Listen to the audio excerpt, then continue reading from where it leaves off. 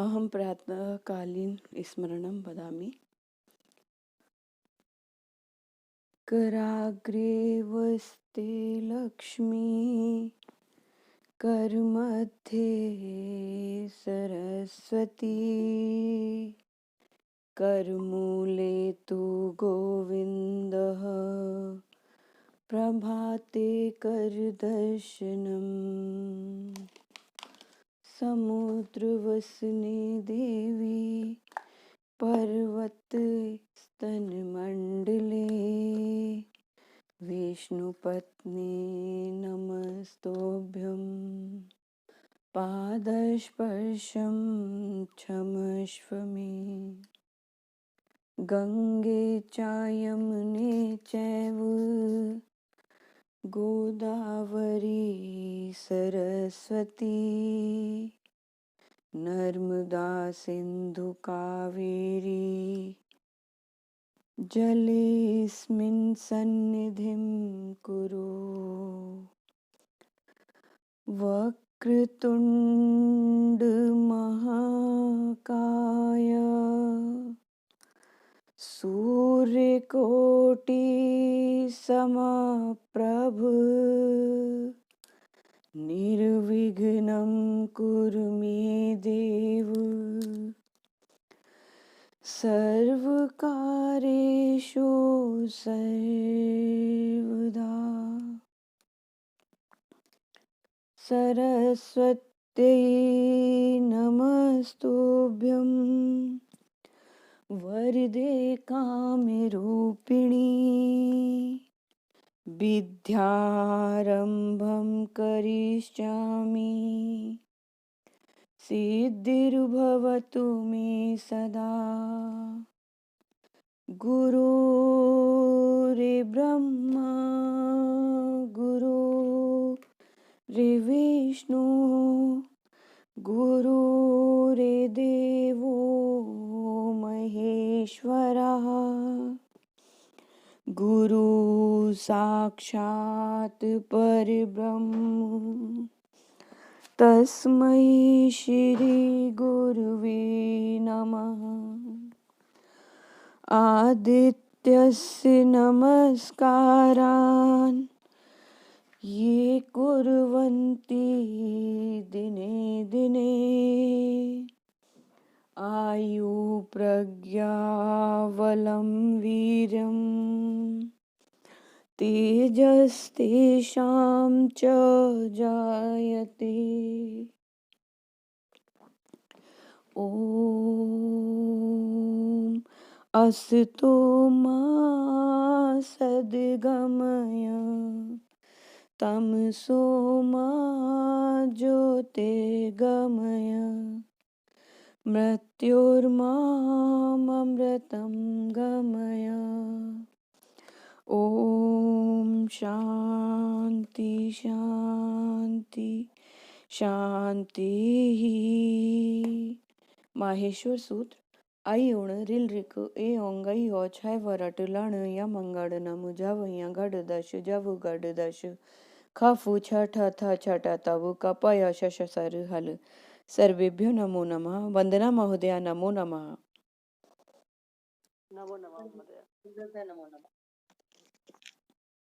हम लोगों को आज चौथा और पांचवा श्लोक सप्तम अध्याय का भावानुवाद इसका देखना है ना महोदया। चौथे श्लोक का तो अनुगायन हो चुका है, पर पांचवे का अनुगायन नहीं हुआ है। ठीक है, तो पहले चौथे का देख लेते हैं, अब महोदया फिर पांचवे का अनुगायन करेंगे। फिर उसके बाद तो भूमिरापो नलो वायु खम मनो बुद्धिरेव च, अहंकार इति यम में भिन्ना प्रकृतिरष्टधा। भूमिरापो नलो वायु, भूमि आपः अनलः वायु खम मनः बुद्धिरेव च। कितने हो गए संख्या में? भूमि 1, आपः 2, अनलः 3, वायु 4, ख 5, मन 6, बुद्धि 7 और अहंकारम नीचे वाली पंक्ति में अहंकारम इयम में भिन्ना प्रकृति अष्टधा। तो अहंकार ये 8 जो है अष्टधा प्रकृति के नाम से भगवान ने कहे। तो कह रहे हैं कि और हे अर्जुन, भूमि यानी पृथ्वी, आपह यानी जल, अनलह यानी अग्नि, वायु अर्थात वायु, खम अर्थात आकाश, और मनः यानी मन, बुद्धि अर्थात बुद्धि, च और अहंकारः और अहंकार, एव भी, इति ऐसे, इयम ये, अष्टधा 8 प्रकार से, भिन्ना यानी विभक्त हुई, में प्रकृति ही, मेरी ही प्रकृति है। ये जो 8 संख्या इन्होंने गिनाई है, इनको गिना करके भगवान कहते हैं एवं इति इयम अष्टधा भिन्ना में प्रकृति, एवं ही इति ऐसे, इयम यानी ये, अष्टधा 8 प्रकार से, भिन्न यानी विभक्त हुई, में प्रकृति ही, मेरी ही प्रकृति है। शब्दार्थ स्पष्ट है सभी को? आम महोदय। अब क्या इससे मतलब है, इसमें 2 चीजें हैं। इसमें परा और अपरा दोनों ही प्रकृति का वर्णन है। पहले वाला जो चौथा श्लोक है, इसमें अपरा प्रकृति का वर्णन है, जो कि थोड़ा स्थूल है, और उससे भी सूक्ष्म परा प्रकृति है, जिसका 5वें श्लोक में वर्णन है। तो सांख्य और वेदांत में थोड़ा थोड़ा अंतर है। सांख्य दर्शन मानता है कि पुरुष और प्रकृति 2 तत्व हैं, और पुरुष के सानिध्य मात्र से प्रकृति के गुणों में क्षोभ उत्पन्न हो जाता है, और नाना प्रकार की सृष्टि अपने आप होने लगती है। जबकि वेदांत दर्शन मानता है कि प्रकृति को ब्रह्म अपने अधीन करके उस प्रकृति के द्वारा सृष्टि करता है, यानी माया स्वतंत्र नहीं है, वो ब्रह्म के अधीन रहती है। तो ये थोड़ा दोनों में अंतर है। यहाँ पे देखिए स्पष्ट हो रहा है, भगवान कह रहे हैं ये मेरी ही प्रकृति है जो 8 रूपों में विभक्त हो जाती है। अब इसका हम भावार्थ देख लेते हैं। तो ये जो 8 है, पृथ्वी, जल, तेज, वायु, आकाश, ये 5 महाभूत, और मन, बुद्धि, अहंकार, ये 3 अंतःकरण, इन 5 3 8 को मिला करके 8 प्रकार के भेदों वाली भगवान कह रहे ये मेरी अपरा प्रकृति है। तो भूमि, रापो, नलो, वायु, विद्धि में अपराम, है ना, विद्धि में पराम। तो कह रहे हैं कि ये दोनों श्लोक असल में मिला के हैं, वो अलग अलग शब्दार्थ में बता देती हूँ, भावार्थ साथ ही बताऊं तो कोई दिक्कत नहीं ना है? नहीं महोदय। नहीं महोदय, एक ही साथ बता दो। हाँ, तो 5वां जो श्लोक है उसका भी हम गायन पहले कर लेते हैं। कह रहे हैं अपरियमितस्त्वन्याम,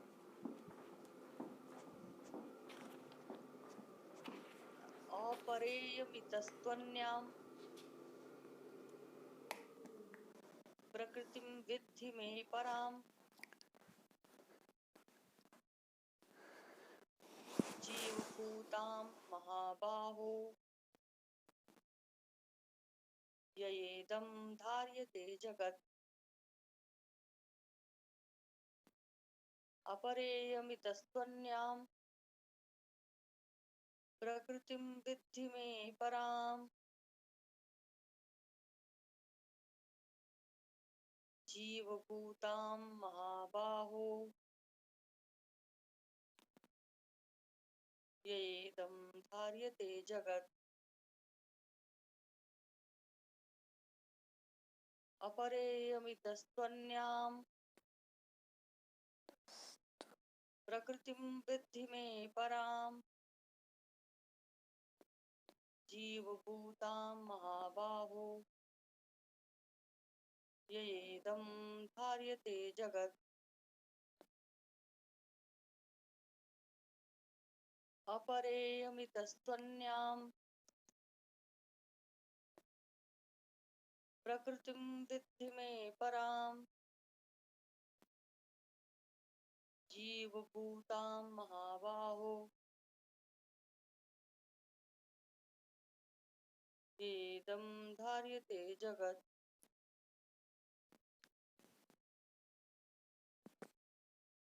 अभवत्?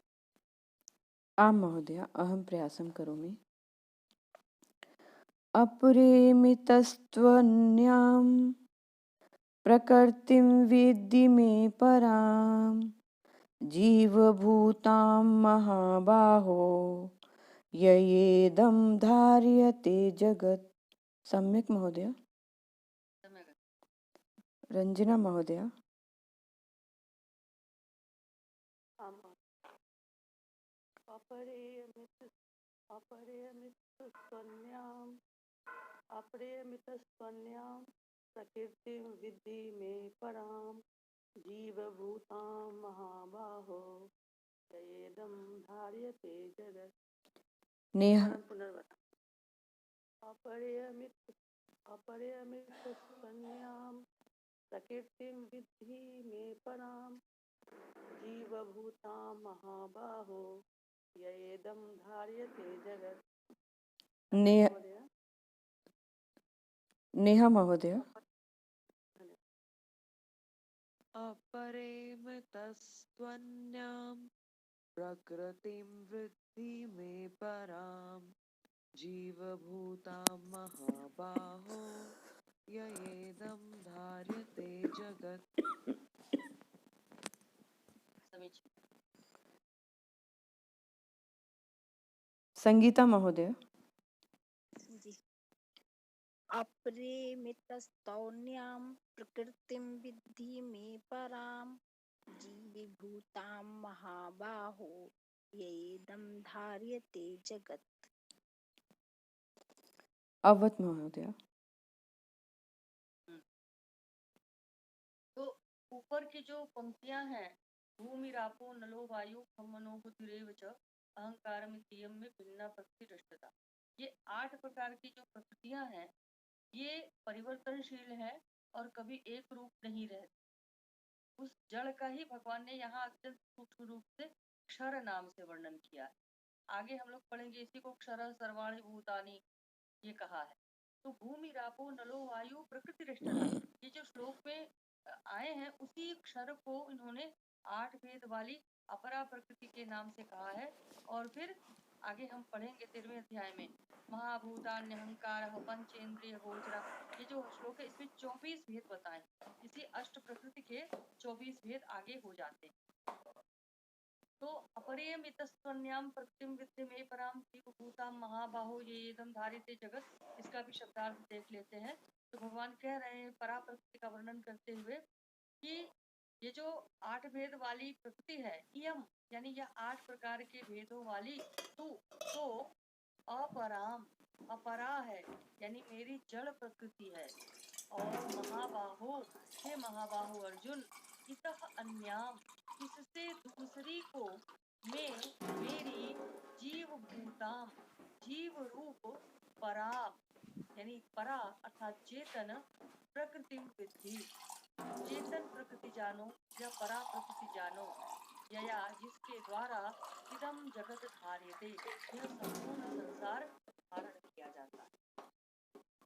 तो एक जड़ प्रकृति हो गई और दूसरी एक अपरा प्रकृति हो गई, एक दूसरी परा प्रकृति हो गई, एक जड़ प्रकृति हो गई, दूसरी चेतन प्रकृति हो गई। तो चेतन प्रकृति को जीव रूप कहा है और इसी चेतन प्रकृति के द्वारा या परा प्रकृति के द्वारा ये सारे संसार को भगवान धारण करते हैं।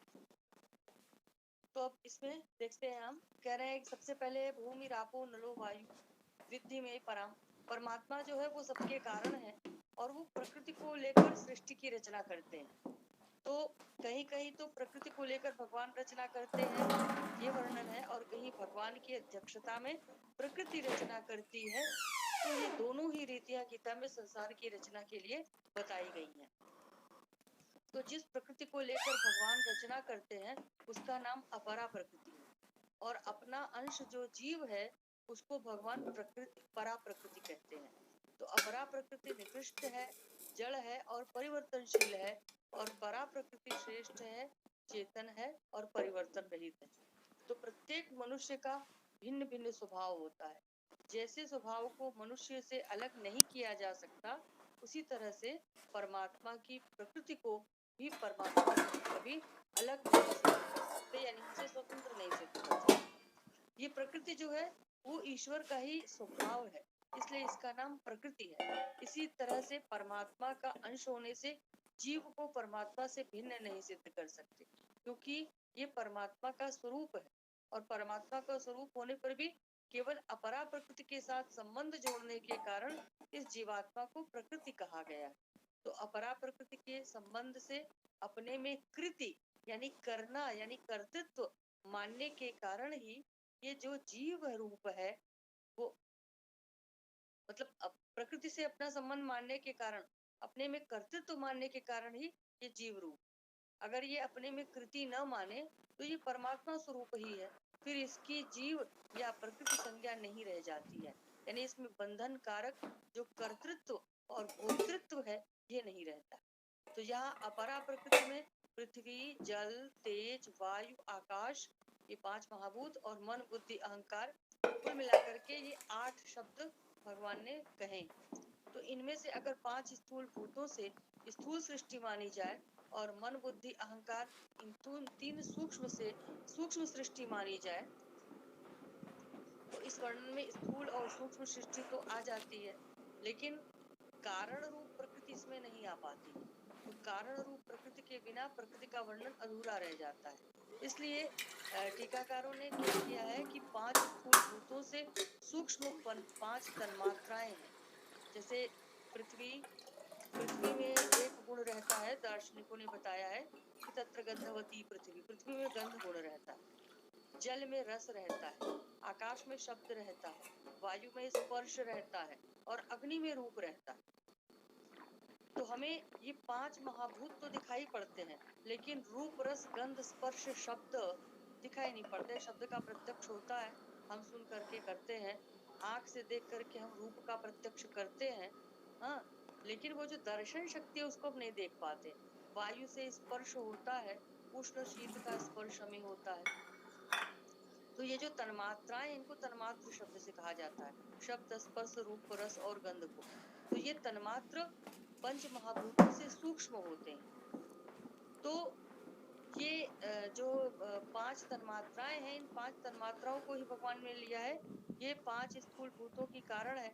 और मन शब्द से अहंकार को लिया है जो कि मन का कारण है, और बुद्धि शब्द से महत्त्व यानी समष्ट बुद्धि और अहंकार शब्द से प्रकृति ली गई है। तो इस तरह से 8 शब्दों का ऐसा अर्थ लेने से समष्टि यानी अपरा सृष्टि, अपरा प्रकृति का पूरा वर्णन हो जाता है, क्योंकि इसमें स्थूल, सूक्ष्म और कारण ये तीनों ही समष्टि शरीर आ जाते हैं। और शास्त्रों में इसी समष्टि प्रकृति का प्रकृति विकृति के नाम से वर्णन किया गया है।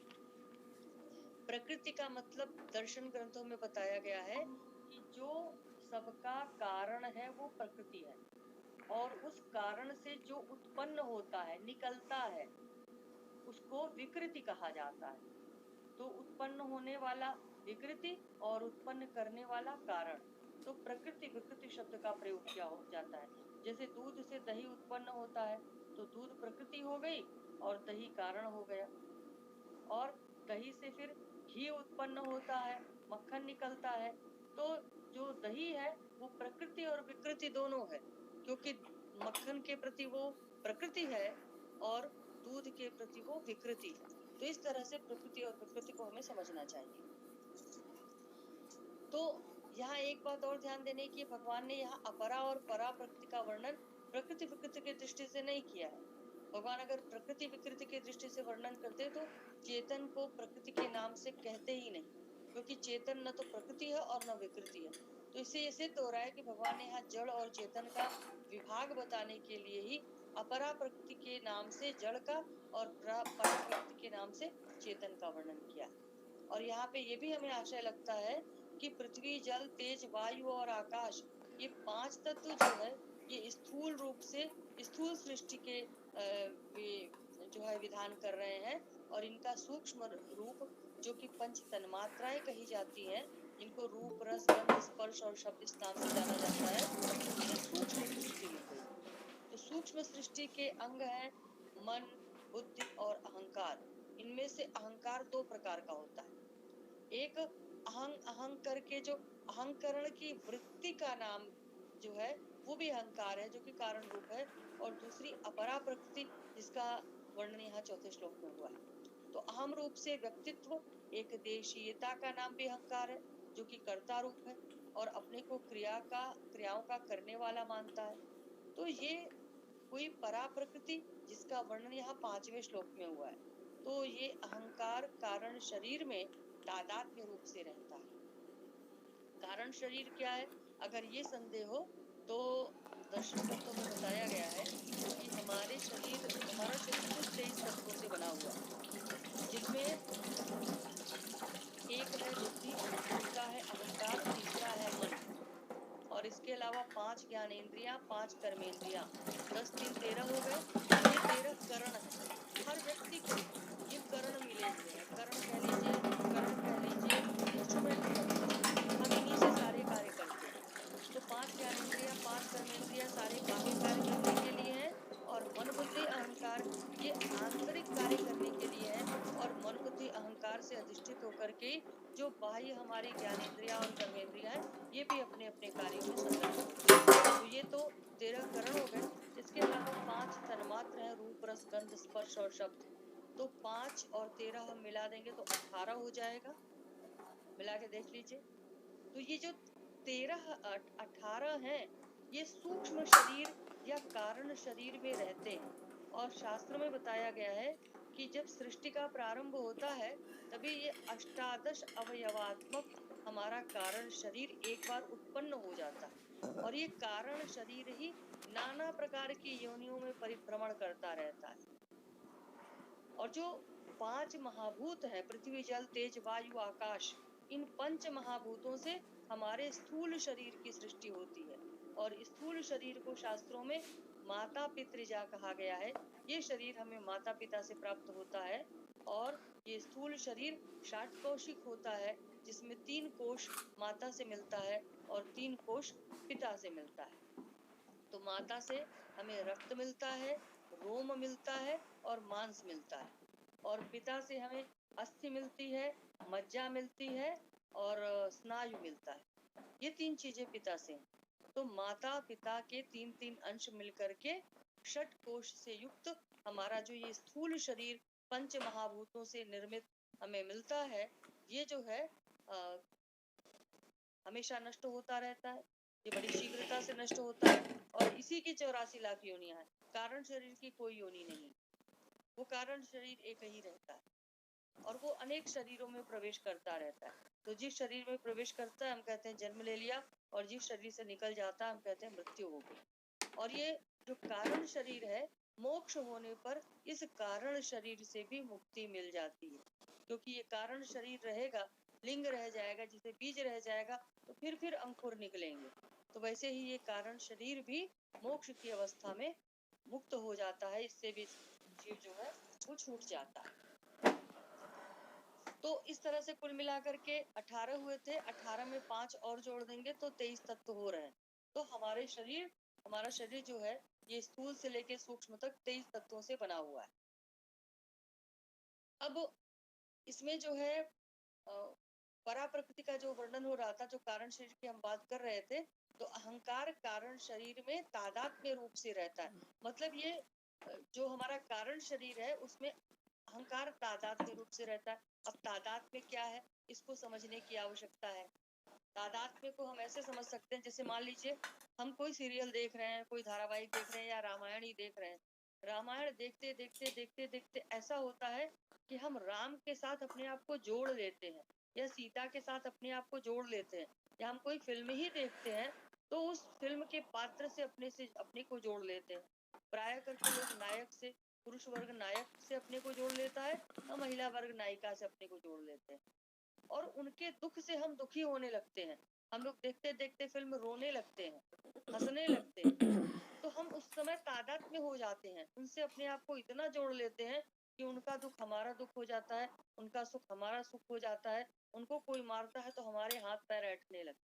यही तादात्म्य भाव है। तो ये जो अहंकार है कारण शरीर में तादात्म्य रूप से रहता है, और इस तादात्म्य में एक जड़ अंश है और एक चेतन अंश है। इसमें जो जड़ अंश है वो कारण शरीर है, और उसमें जो अभिमान करता है वो चेतन अंश है। तो जब तक बोध नहीं होता तब तक जड़ चेतन के तादात्म्य वाला कारण शरीर का हम कर्ता रूप से निरंतर बना रहता है, और सुषुप्ति के समय ये सुप्त रूप से रहता है, यानी प्रकट नहीं होता है। और नींद से जगने पर मैं सोया था, अब मैं जग गया हूँ, या मैं बहुत गहरी नींद में सोया, तो इस तरह की जो अहम की जागृति हो जाती है, इसके बाद मन और बुद्धि जागृत होते हैं, जैसे मैं कहाँ हूँ, कैसे हूँ, ये मन की जागृति हो। और मैं इस देश में इस समय में हूँ, ऐसा निश्चय होना, ये बुद्धि की जागृति हो। तो इस तरह से नींद से जगने पर जिसका अनुभव होता है वो अहम परा प्रकृति है, और वृत्ति रूप जो अहंकार है वो अपरा प्रकृति है। वृत्ति रूप जिसमें हमें अभिमान होता है, तो इस अपरा प्रकृति को प्रकाशित करने वाला और आश्रय देने वाला चेतन जब अपरा प्रकृति को अपनी मान लेता है, तब वो जीव रूप परा प्रकृति होती है। ये दम धार्यते जगत, ये इसी के द्वारा इस संसार को धारण किया जाता है। अगर ये परा प्रकृति अपरा प्रकृति से विमुख होकर परमात्मा के ही सम्मुख हो जाए, यानी परमात्मा को ही अपना माने और अपरा प्रकृति को कभी भी अपना न माने, यानी अपरा प्रकृति से सर्वथा संबंध रहित होकर निर्लिप्तता का अनुभव कर ले, तो इसको अपने स्वरूप का बोध हो जाता है। और स्वरूप का बोध हो जाने पर परमात्मा का प्रेम प्रकट हो जाता है। तो जिस साधक में ज्ञान मार्ग का विशेष महत्व होता है, उसमें परमात्मा का प्रेम अपने स्वरूप के आकर्षण के रूप में प्रकट हो जाएगा। और जिस साधक में भक्ति के संस्कार होते हैं, उसमें वो प्रभु के प्रेम रूप में प्रकट हो जाता है। यदि ज्ञान मार्ग वाले साधक का आग्रह नहीं होगा, तो उसमें भी प्रभु प्रेम प्रकट हो जाएगा। वास्तव में स्वरूप बोध होने पर ज्ञान मार्गी का आग्रह फिर नहीं रहता है, और इसलिए उसमें प्रभु प्रेम प्रकट हो जाता है। तो इस दृष्टि से अंत में चाहे वो भक्ति योगी हो चाहे वो ज्ञान योगी हो, दोनों एक हो जाते हैं। तो जो कि पहले अपरा प्रकृति से संबंध रखने से आसक्ति और कामना रूप में रहता है, वो प्रेम अनंत अगाध और असीम आनंद रूप और प्रतिक्षण वर्धमान है, यानी वृद्धि को प्राप्त होता रहता है। और उसकी प्राप्ति होने से ये परा प्रकृति जो प्राप्तव्य है, यानी जो प्राप्त करना है, जो प्राप्त है हमें, हमारी प्रकृति तो हमें हमेशा प्राप्त है, वो प्राप्तव्य हो जाती है, हमें मिल जाती है। जैसे मान लीजिए अंधेरे में हम रस्सी को सांप समझते हैं, तो और सांप समझ करके हम बहुत अधिक डर जाते हैं, चिल्लाने लगते हैं, भागने लगते हैं। लेकिन अगर कोई वहां पे टॉर्च जला दे, प्रकाश कर दे, तो तुरंत सर्पजन्य जो हमारे मन में भ्रम था, उस भ्रम की निवृत्ति हो जाती है, और तत्काल हमारा डर, रोमांच, चिल्लाना सब कुछ समाप्त हो जाता है, बल्कि अपने ऊपर हंसी आती है। तो वैसे ही जब हमें तत्व ज्ञान हो जाता है, तो तत्काल जो हमारा आत्मस्वरूप है, हम उसे जान लेते हैं, तो जो प्राप्त करना था वो हमें प्राप्त हो जाता है। तो प्राप्तव्य की प्राप्ति हो जाती है। तो अपने असंग रूप का अनुभव होने से जो ज्ञात है वो ज्ञातव्य हो जाती है, और अपरा प्रकृति को संसार मात्र की सेवा में लगाकर संसार से सर्वथा विमुख होने से कृतकृत्य हो जाती है। और यही मानव जीवन की पूर्णता है, यही सफलता है। तो इसीलिए भगवान ने कहा है कि प्रकृति रष्टधा अपरा इयम।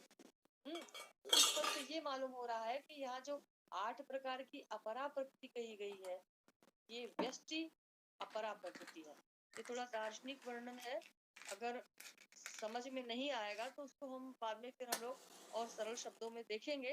पहले थोड़ा दर्शन की दृष्टि में देख लेते हैं। ध्यान दीजिएगा, जहां जहां नहीं आएगा उसको दिमाग में रखे रहिएगा।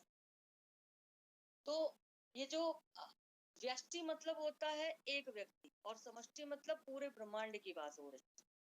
तो अपरा प्रकृति जो है ये व्यष्टि अपरा प्रकृति, और इसका कारण ये है कि मनुष्य को व्यष्टि प्रकृति शरीर से ही बंधन होता है, और समष्टि प्रकृति से बंधन नहीं होता।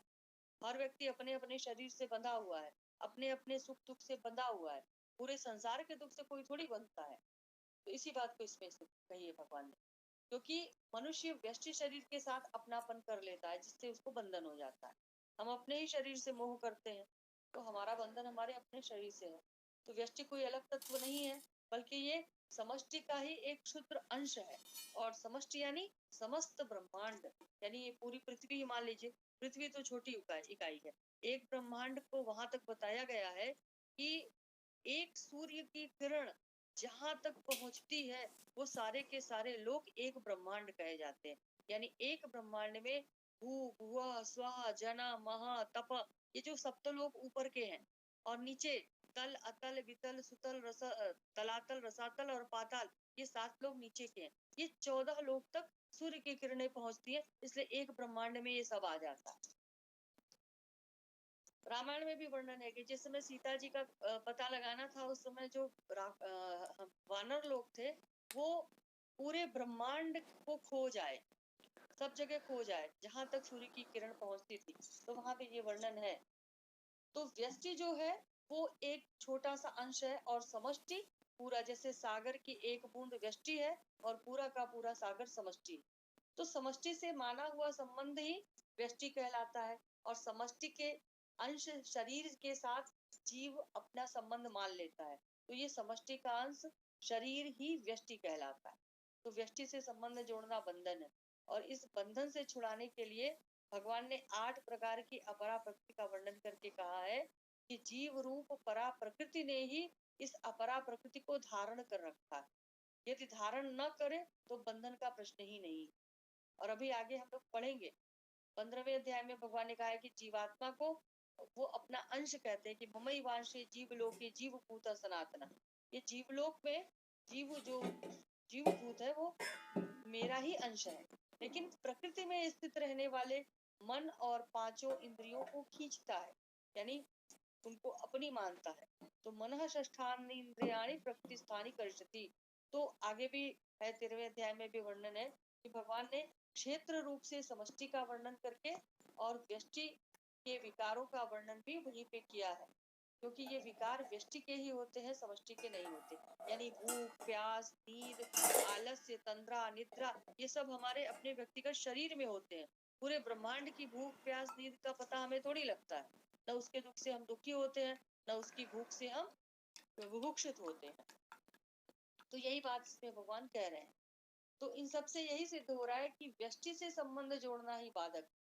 व्यष्टि यानी एक व्यक्ति, इस व्यष्टि से संबंध तोड़ने के लिए ही यहाँ व्यष्टि अपरा प्रकृति का वर्णन भगवान कर रहे हैं, जो कि समष्टि का ही एक अंग है। तो व्यष्टि प्रकृति यानी शरीर समष्टि सृष्टि मात्र के साथ पूरी तरह से अभिन्न है, और भिन्न कभी ये हो ही नहीं सकता। और जो मूल प्रकृति है कभी किसी की बाधक या साधक नहीं होती। जब साधक उससे अपना संबंध नहीं मानता है तब तो वो सहायक हो जाती है, लेकिन जब वो उससे अपना संबंध मान लेता है तब वो बाधक हो जाती है। क्योंकि प्रकृति के साथ संबंध मानने से व्यष्टि अहंता यानी मैंपन पैदा होता है, और यही अहंता यानी मैंपन ही बंधन का कारण होता है। तो यहाँ इतीयम में इस पद से भगवान ये चेता रहे हैं कि ये अपरा प्रकृति मेरी है, इसके साथ भूल से अपनापन मत कर लेना। बार बार जन्म मरण का कारण है, और जो भूल करता है उसी पर भूल को मिटाने की जिम्मेदारी होती है। इसलिए जीव इस अपरा प्रकृति के साथ अपनापन न करे, ये भगवान वार्निंग दे रहे हैं। तो अहंता में भोग की इच्छा और जिज्ञासा ये दोनों रहती है। इनमें से भोग की इच्छा को कर्म योग के द्वारा मिटाया जाता है, और जिज्ञासा को ज्ञान योग के द्वारा पूरा किया जाता है। तो कर्म योग और ज्ञान योग इन दोनों में से एक के भी पूरी तरह से पूर्ण हो जाने पर एक दूसरे में आ जाते हैं। यानी भोग इच्छा की निवृत्ति होने पर जिज्ञासा की भी पूर्ति हो जाती है, और जिज्ञासा की पूर्ति होने पर भोग की इच्छा भी निवृत्त हो जाती है। तो कर्म योग में भोगेच्छा मिटने पर, ज्ञान योग में जिज्ञासा की पूर्ति होने पर असंगता यानी जो विषयों में संगति हमने बैठा रखी है, आसक्ति बैठा रखी है, उससे हम असंग हो जाते हैं, यानी अनासक्त हो जाते हैं। तो ये असंगता स्वयं आ जाती है, उसको कहीं से लाना नहीं पड़ता। और उस असंगता का भी उपभोग न करने पर वास्तविक बोध हो जाता है। जैसे अगर हम ये कहें कि अब हमारे अंदर अनासक्ति का भाव आ गया, हम तो बड़े महान हो गए, तो ये उस असंगता का भोग करना हो गया, तो उसका भी उपभोग नहीं करना है। तो ऐसा कर देने पर वास्तविक बोध हो जाता है और मनुष्य का जन्म सार्थक हो जाता है। फिर भगवान करे जीव भूताम यानी वास्तव में ये जीव रूप नहीं है, बल्कि जीव बना हुआ है, जीव भूत हो गया है। ये तो स्वतः साक्षात परमात्मा का अंश है, और केवल स्थूल सूक्ष्म और कारण शरीर रूप प्रकृति के साथ संबंध जोड़ने से ये जीव बना हुआ है। ये संबंध जोड़ता है अपने सुख के लिए, यही सुख इसके जन्म और मरण रूप महान दुख का सबसे बड़ा कारण। फिर अर्जुन को कह रहे महाबाहो, यानी हे अर्जुन तुम बड़े शक्तिशाली हो, इसलिए तुम अपरा और परा प्रकृति के भेद को समझने में समर्थ हो, इसलिए तुम इसको समझो। विद्धि यानी जानो। और ययेदम धार्यते जगत है। तो यहाँ पे जो जगत शब्द है, गीता में जगत शब्द कहीं परा प्रकृति का तो कहीं अपरा प्रकृति का, और कहीं परा अपरा, इन दोनों का ही वाचक है। तो वास्तव में ये जो जगत है, जगत रूप नहीं है, बल्कि ये भगवान का ही स्वरूप है। वासुदेव सर्वम, हाँ, सद सच्चा हम, सत असत सब मैं ही हूँ। तो जो वेदांत दर्शन है वो यहाँ पे आ गया, क्योंकि वेदांत कण कण में पर ब्रह्म को मानता है। वो कहता है जीवो ब्रह्म ही बना पर, सब कुछ जीव ही है, ब्रह्म से के अलावा कुछ भी नहीं है। और ब्रह्म सत्यम जगत मिथ्या, ब्रह्म ही सत्य है और सारा संसार भ्रम मात्र है, मिथ्या। और मिथ्या का भी उनके अंदर परिभाषा है। मिथ्या उसको कहते हैं जिसकी सत्ता भूत भविष्य वर्तमान तीनों काल में रहे। और जगत जब तत्व ज्ञान हो जाता है तो ज्ञाते द्वैतम न विद्यते, उस समय जगत अपने आप समाप्त हो जाता है। तब अद्वैत हो जाता है, यानी एकमात्र ब्रह्म रहता है, ब्रह्म के अलावा कुछ भी नहीं रहता। तो यहाँ पे कह रहे हैं कि केवल इस परा प्रकृति यानी जीव ने इसको जगत रूप से धारण कर रखा है। यानी जीव इस संसार की स्वतंत्र सत्ता मानकर अपने सुख के लिए इसका उपभोग करने लग गया, इसी से जीव का बंधन हो गया। अगर जीव संसार की स्वतंत्र सत्ता न मानकर इसको केवल ईश्वर स्वरूप माने, भगवत स्वरूप भी मान ले, तो उसका जन्म मरण रूपी जो बंधन है वो मिट जाएगा। और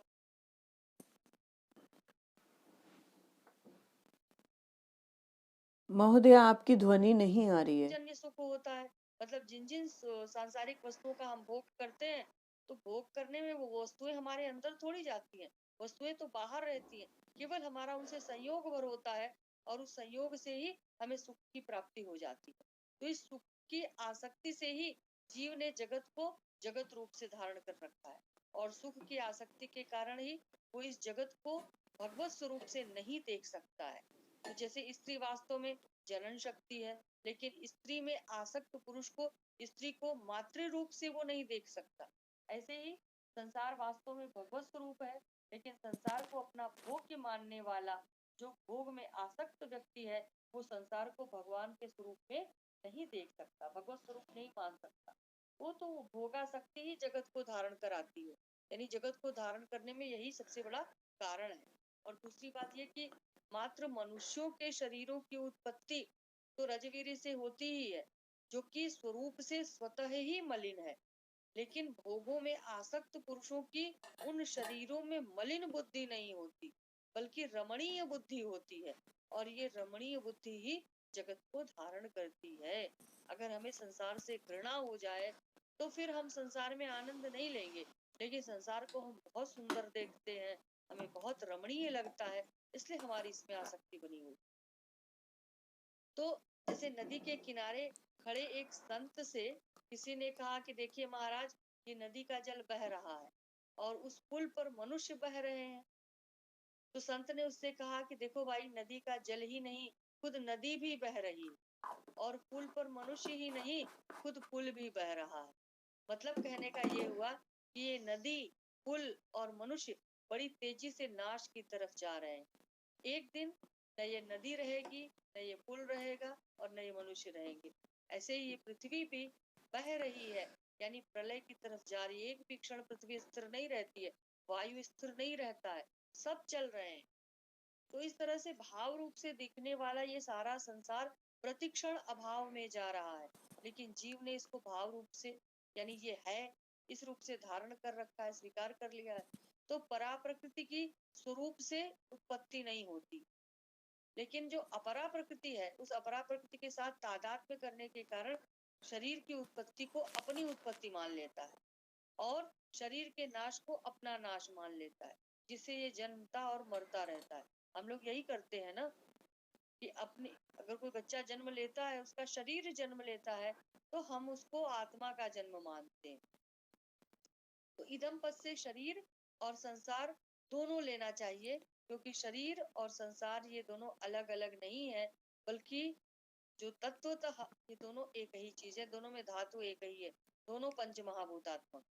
तो शरीर और संसार का भेद केवल माना हुआ है, वास्तव में अभेद ही है। इसलिए आगे हम लोग पढ़ेंगे, भगवान ने कहा इदम शरीरम वैसे शरीर को क्षेत्र बताया है, लेकिन जहाँ क्षेत्र का वर्णन किया है वहाँ समष्टि का ही वर्णन हुआ है। और इच्छा द्वेष विकार ये व्यष्टि के माने गए हैं, क्योंकि इच्छा आदि विकार व्यष्टि प्राणी के होते हैं। यानी समष्टि और व्यष्टि तत्वतः एक है, लेकिन एक होते हुए भी अपने को शरीर मानने से अहंता और शरीर को अपना मानने से ममता पैदा होती है, जिससे बंधन होता है। और अगर शरीर और संसार की अभिन्नता या अपनी और भगवान की अभिन्नता का साक्षात अनुभव हो जाए तो अहंता और ममता अपने आप मिट जाती है। ये अहंता और ममता कर्मयोग, ज्ञान योग और भक्ति योग तीनों से ही मिटती। तो कर्म योग से निर्ममो निरहंकार, ज्ञान योग से अहंकारम विमुच्य ये निर्मम 18वें अध्याय में आया है। और भक्ति योग से निर्ममो निरहंकार 12वें अध्याय में आया है। तो कहने का मतलब यह है कि जड़ता के साथ संबंध विच्छेद होना चाहिए, जो कि केवल माना हुआ है। इस विवेक पूर्वक न मानने से यानी वास्तविकता का अनुभव करने से ये माना हुआ जो संबंध है ये भी मिट जाता है। तो जैसे गुरु शिष्य का संबंध होता है, तो इसमें गुरु शिष्य को अपना शिष्य मानता है और शिष्य गुरु को अपना गुरु मानता है। तो इस तरह से गुरु अलग है और शिष्य अलग है, लेकिन उन दोनों की अलग अलग सत्ता दिखाई भी पड़ती है। लेकिन उन दोनों के संबंध से एक तीसरी सत्ता प्रतीत होने लग जाती है, जिसको संबंध की सत्ता कहते हैं।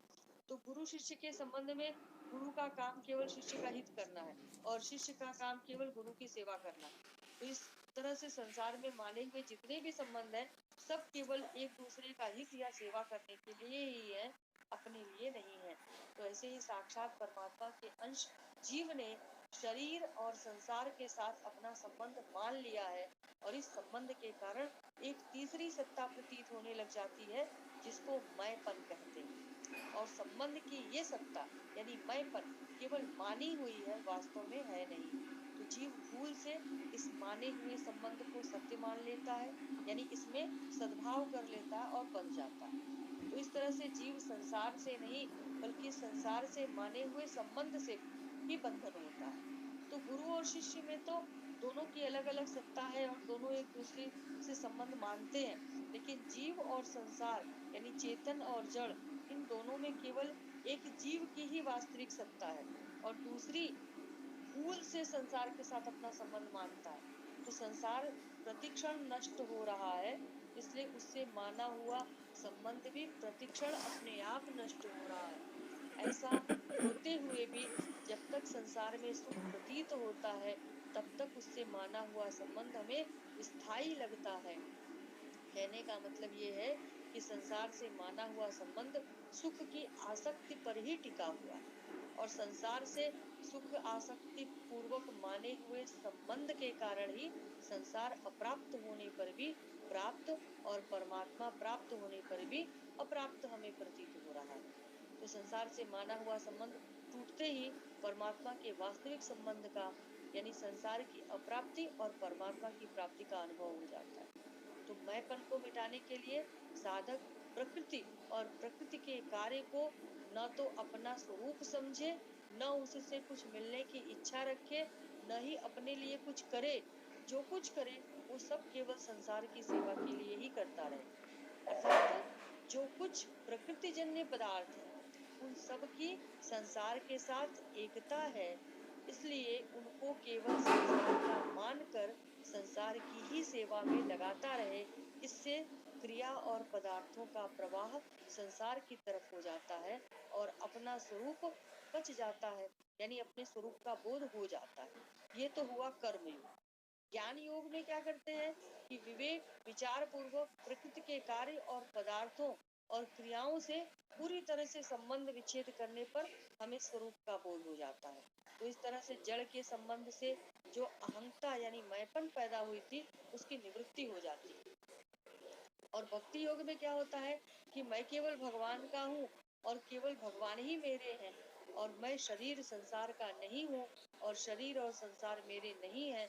ऐसी दृढ़ मान्यता करके भक्त संसार से विमुख होकर केवल भगवत परायण हो जाता है, जिससे संसार का संबंध टूट जाता है और अहम भावना की भी निवृत्ति हो जाती है। तो इस तरह से कर्मयोग, ज्ञान योग और भक्ति योग इन तीनों में से किसी एक का भी ठीक अनुष्ठान करने पर जड़ता से सर्वथा संबंध विच्छेद होकर परमात्म तत्व की प्राप्ति हो जाती है।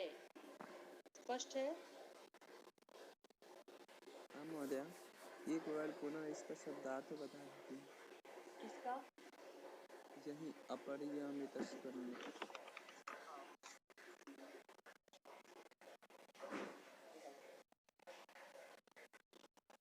महोदय आपका टाइम तो नहीं हो रहा? नहीं, टाइम नहीं। 5 मिनट तो रह गए, जी जी। मात्र 5 मिनट अवशिष्ट है। इनको हम अर्थ बता दें, फिर उसके बाद आज की कक्षा को यहीं विराम दिया जाएगा, शांति पाठ कर लिया जाएगा।